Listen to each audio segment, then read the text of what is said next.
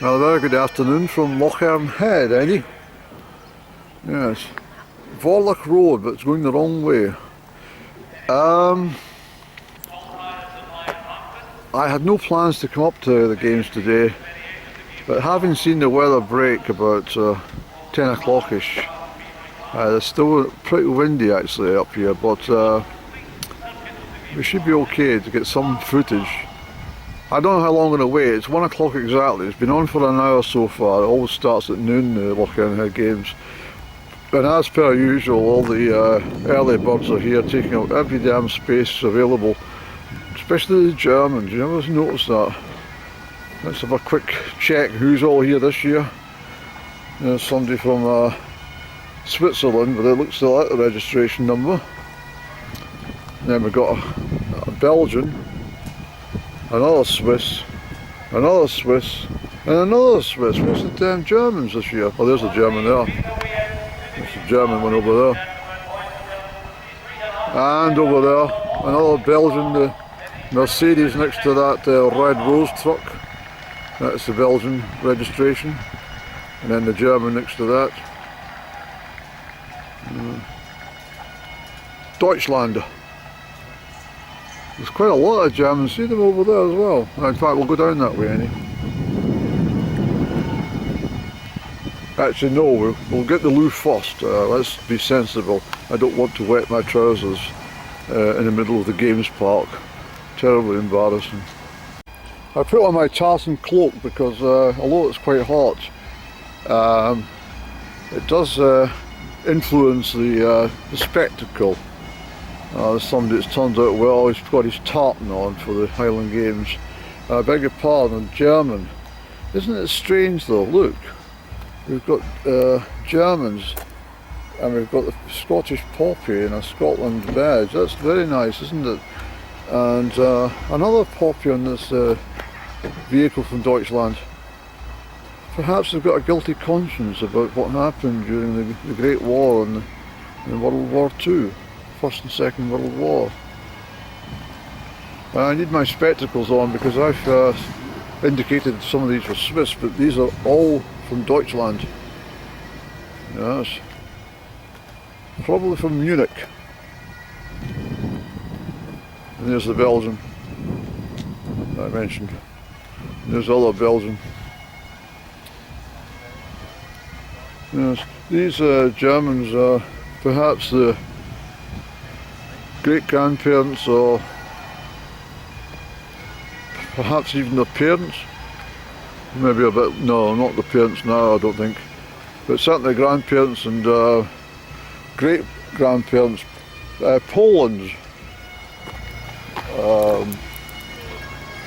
would have fought in the Great Wars I mentioned.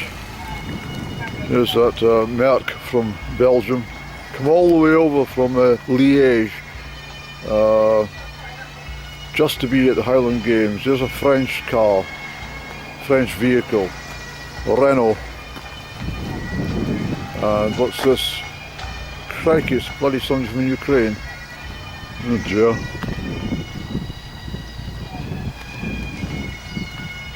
Oh, German Mercedes, sorry, German Jag. Somebody else for a Renault from France. There's another couple of Germans. Again, they've got the Scotland flag on there. I wonder what that's about. Perhaps they love Scotland, Annie. Sounds like the Germans love Scotland more than you do. Oh, I love Scotland, I just don't like the nationalists.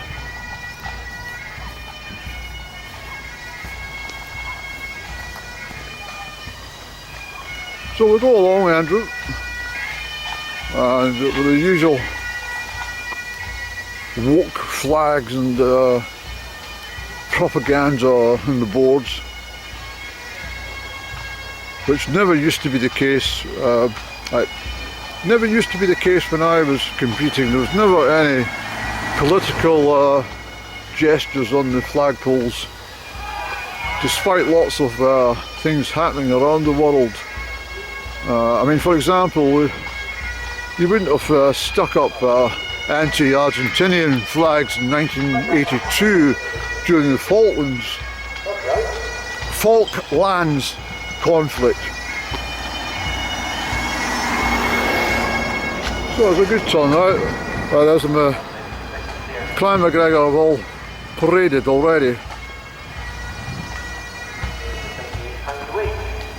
And the pipe band at the front, of course. Everything's very much the same as it always was. Well, let's just zoom in a little bit on the aristocracy. They come from all over the world for this meeting, you know. Either that, they come all the way over for one of dairy made ice cream. Not real ice cream, I have to tell you.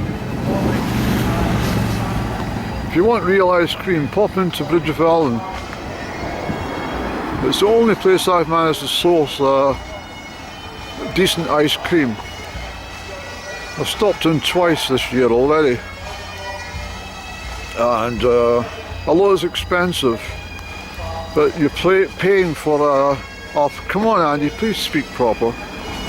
You're paying for quality product. But if you went in with half a dozen children, you know, say mum and dad went in with 4 children, says we'll have 2 tubs of ice cream and 4 cones, well that'll be £60 please. So, we shall put the camera down for a moment.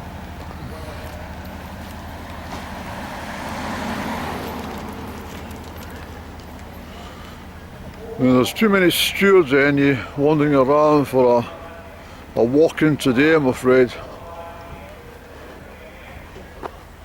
Remember, sometimes you're up here. Last year you didn't come up here until about 3 o'clock because the weather wasn't great, and you filmed the whole race, that's all you really did. I didn't load it. But, there's a sizable queue. Where's the Pibroch this year, any? Hasn't been set up yet. Perhaps there's no pipe has arrived. Right, Andy.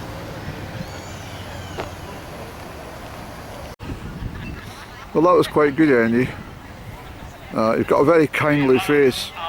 So what happened? I'll stand here because the loudspeakers are operating. You might not hear it above the. It was £10 for adults, £5 concession or children. I said to the girl, I was asking about the piping, the solo piping. And I got in conversation, and then she shouted over this woman. She said, "What's happened with the piping?" She gave me a different direction, blah blah blah. And then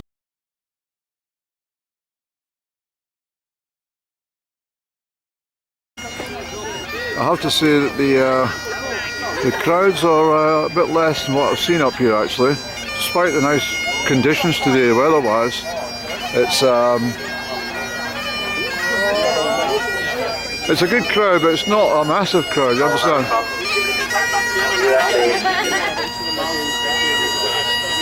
What I miss at all these Highland Games is the traditional shows. I mean, they've got these silly things that, you know, they've got swing things out for children, but back in the day, most Highland Games had these, I mean, Crieff particularly, I have to talk about Crieff, the shows at Crieff, especially back, well, let me say in the 1970s, absolutely amazing. The big wheel and the dodgems and what do you call it, the one with the ghost train as well, the motorbikes, what were they called, Andy? Was it Helter? No, it wasn't Helter Skelter. Can't remember the name of that one, but it was all, and then they had the waltzers and all the stalls, and it was all these real show people, not travellers, but this, you know, that sort of community, and they were amazing people. I spoke to some at Killin a couple of years back, talking to them.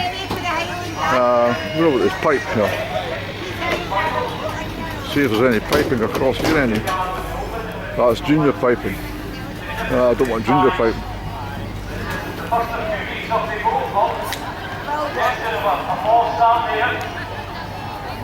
I'll have a check of it.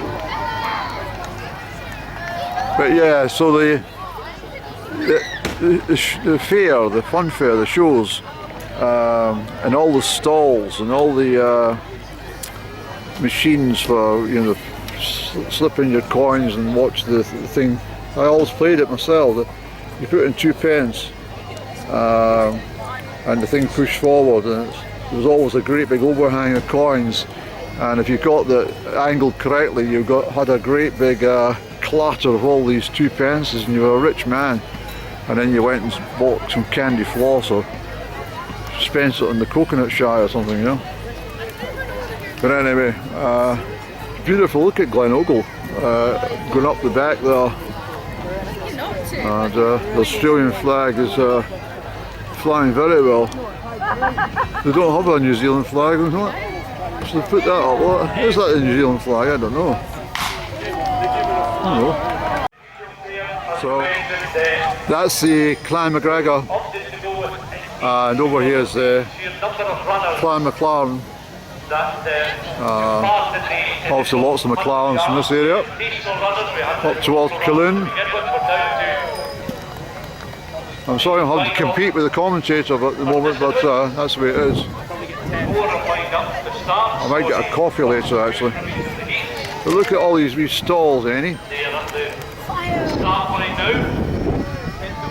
The crowds are definitely down this year. Perhaps a lot of them are going to the Commonwealth Games, I don't know, but certainly I'm finding the numbers present are not as big as it's been in years gone by. All very good though. Oh, jewellery. So we'll switch off for the moment, Eddie. So we've got all the local services here. Killin Fire Brigade and Killin Mountain Rescue, and also the Bobbies. I'm not sure what's happened with this Pibroch, Annie. I'm going to get myself a coffee and have a cigarette, and that perhaps will change everything. But, and the dancers are, I don't know what's happened, if it's I've come maybe a bit early, I don't know what the story is, but everything seems to be a bit bland at the moment. Got some local races on the go just now. 220 yards should begin in around about 10 minutes time, but that's the conclusion of the shortest sprint. We now move on to the 220 yards, and again that will get it is a beautiful setting, isn't it? Yeah. It really is. So I'm sitting at the point where the Pibroch should be held, but there's no piper, well the piper's all down there. So I'm not sure what's happening at the moment, but we'll just hang around and see what goes on. I want to hear some Pibroch. I've got a cigarette on the go and I'm having a coffee. Black Arabica coffee. $3.50 for the coffee. So I can justify that, so I saved £10 at the gate. I mean, that was very kind of that lady actually. I mean, I was quite abrasive. I said, I'm not paying £10. And then the girl looked at me, and then the woman stepped forward and says, yeah, just on you go. And then the shouted back, yeah, you're going to get your stamp. So they stamped me with this. I think that stamp means non-payer. Anyone with a green stamp on their hand is a non-payer, a miserable bastard. So I think that's what that means, Andy. Because everybody else has got red stamps on their hand. But you can see the mountains I was up recently.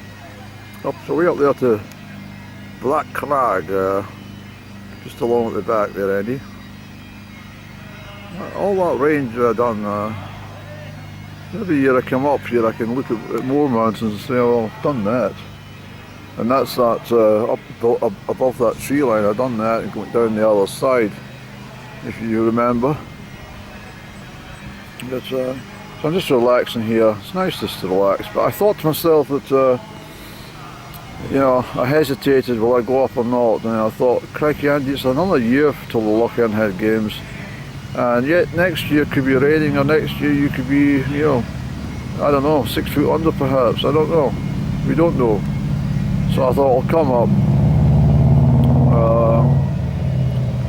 And it's nice to support her, even though well, I didn't financially support her, but you know what I mean, it's nice just to come in and add to the numbers. But I think what's happened is they're killing the Highland Games by charging customers too much money to get in. You can't expect a mum and dad and 2 children to part with what 30 quid just to get through the gate. Not really, no. 30 quid they could, well, that's probably why the shows don't come, because nobody's got any fucking money to spend on the shows, because they spend so much trying to get into the places. But then someone says to me before, Eddie, he says, well look, what's £10 really in this day and age? You're here for, you can be here for 5 hours, you come at 12 o'clock, and you're here till 5 PM. So the end of the hill race and stuff, you're £2 an hour for an afternoon's enjoyment. You spend that in 2 minutes in bloody McDonald's or something, you know. Yeah. You could certainly spend it in 2 minutes in a pub. By the time you walk a pint of lager, please, and get so and so one as well, would you? Actually, you want a half as well? You want a half? All right. Get him a half as well. So that's 2 pints and a half for so and so. Yeah. No, that'll be £13, Andy. £13 and 10 pence, but we'll not charge you the 10 pence. I'd rather you didn't charge me the £13. I'm happy to pay 10p for the 3 drinks. Yeah, we all would. In actual fact, I just realised, look, 10 minutes to 2, Andy. Yeah.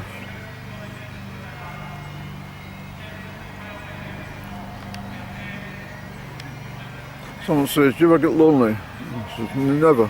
Absolutely never ever get lonely. I mean, the only time I ever get lonely is when I'm with other people.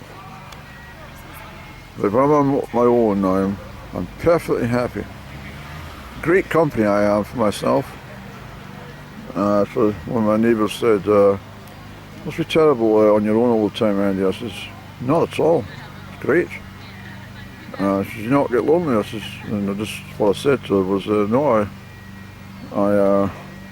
how can you possibly get lonely with your own company? And I says, no. You never get bored? I says, no. If I'm bored, it means I've got brain fog. I've run out of ideas creatively, and it probably means all my chores are up to date. So if I'm bored, I'll usually go and clean the bathroom taps or something. Put a shine on them. That alleviates boredom. And then when you're doing that, it then triggers off your creative juices, and you say, oh, I think I'll go and pen a poem or something.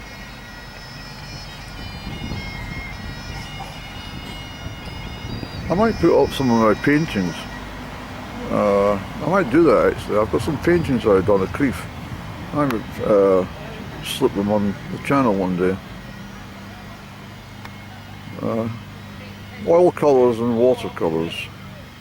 On no, they're not on canvas, Eddie. Well, they can't be bloody. They are oils and watercolour.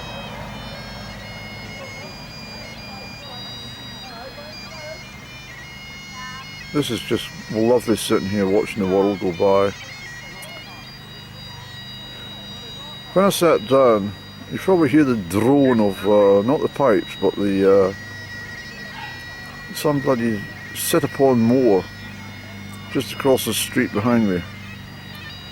Just as I sat down, he started his bloody engine. I thought, here we go.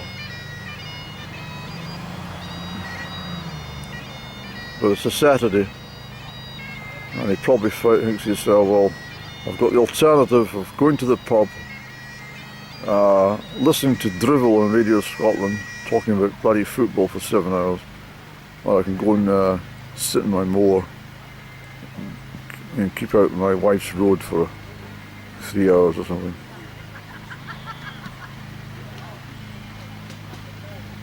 Right, this is not finding the Peabrook competition. I have to go and discover what they're doing, because I want to hear the Peabrook.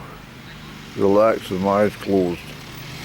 Oh, it's a Comedy community bus has arrived. Well, there we go. We don't have a community bus in my village. Comedy gets everything. Every damn thing it's on the go, they get it. I know a couple of folk on that bus. I wonder if they speak.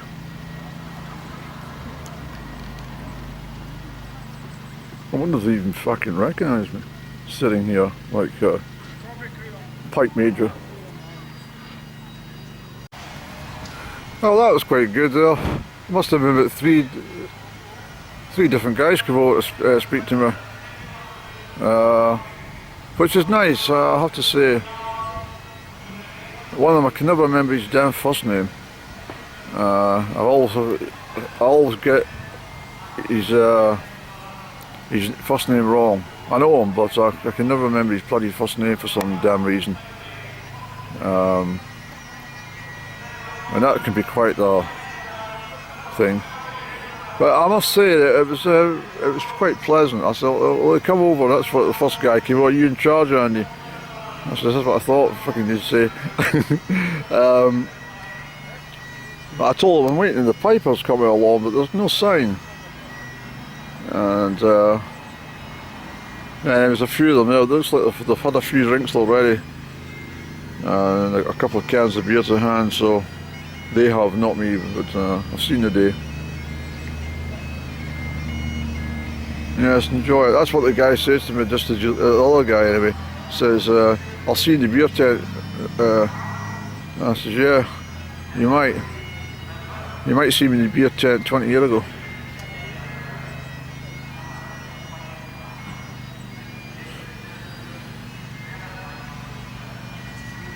Abstaining from alcohol is not difficult.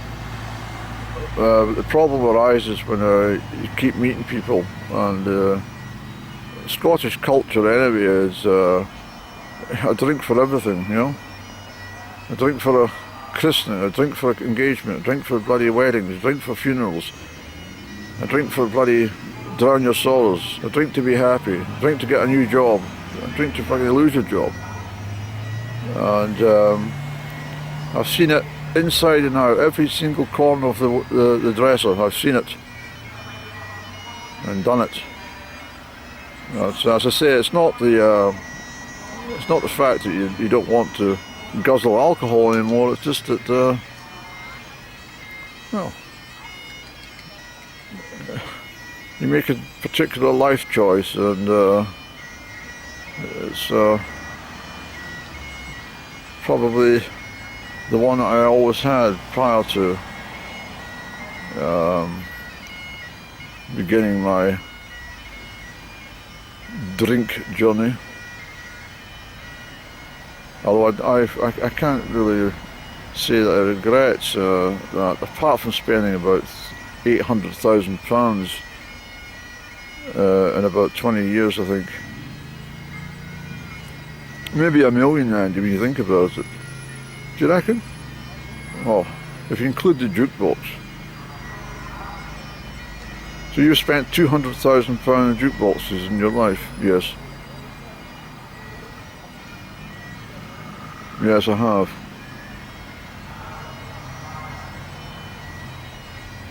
If you're in the pub 365 and you spend £10 on the jukebox every day, I mean, that's That's over £3,500 a year roughly. Times 10. Well, I think 200,000 is an over-exaggeration. Maybe 70,000. 60 to 70,000. No, I'll go for 200,000. Sometimes I used to spend a bloody fortune at the jukebox to keep myself entertained because I was talking to some boring bastard. You just have to excuse me a minute, I'm popping over to the jukebox to cheer myself up. I don't want to hear about your corns or your athlete's foot. Yeah, it's a common community bus.